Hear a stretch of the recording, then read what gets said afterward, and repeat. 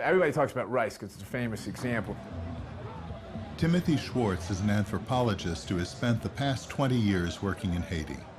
He has consulted with USAID, the World Bank, and multinational charities like CARE and World Vision.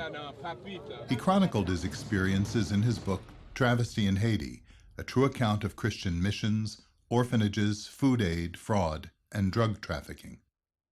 In the early 80s, when we were able to force Haiti or convince Haiti to reduce their tariffs to 3%, which meant that U.S. rice was coming in, but was already subsidized at levels that varied from 35 to 100%. So the Haitian rice producer had to compete with subsidized U.S. rice produced by agro-industry. And none of that was an accident. They knew very well in Congress, and you read the minutes, and people have written about this, and I wrote about it in Travesty. They would say this in Congress: we want to turn Haiti into Taiwan of the Caribbean. So you had a kind of a marriage. The food lobby, the U.S. farmers who wanted to sell more products so Haiti could be shifted into a consumer of U.S. agricultural products. It's good for us.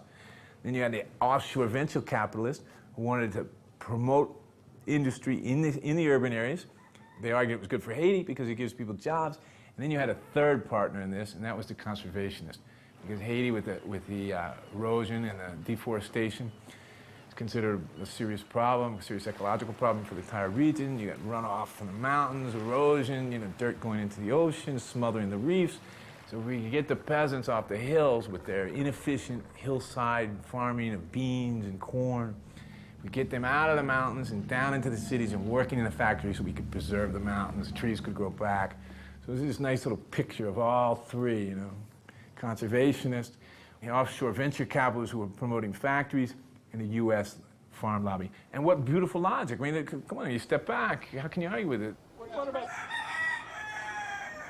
I'm not saying they were wrong. I'm not saying it was, and it certainly wasn't evil, but the side effects of this plan, this social engineering that came from the North was massive slums built of concrete, poorly constructed, on a fault line.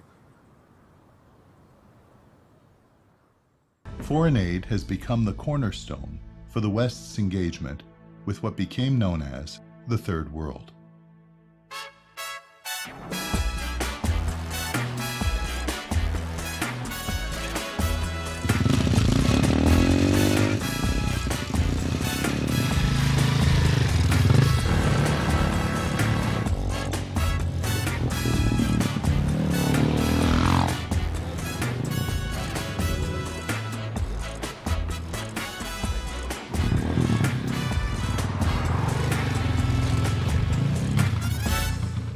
The nice explanation for development, the sympathetic explanation is to relate it to the Marshall Plan, relate it to the developing of Europe, and the idea that we could go into the developing countries and help build an economy and build infrastructure.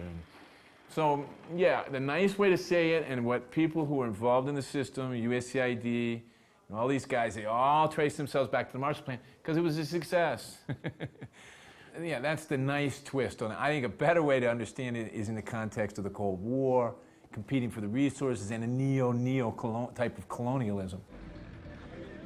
I've talked to Haitians saying, we had colonialism, we had neo-colonialism, and we had neo-colonialism, and now we have développement, which is just another colonialism. Everybody in development agrees. Everybody knows the system doesn't work. They don't say it in public.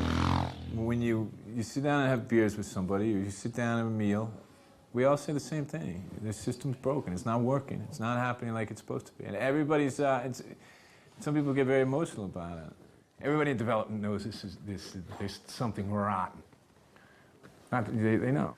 But I'm not saying anything that everybody else doesn't know.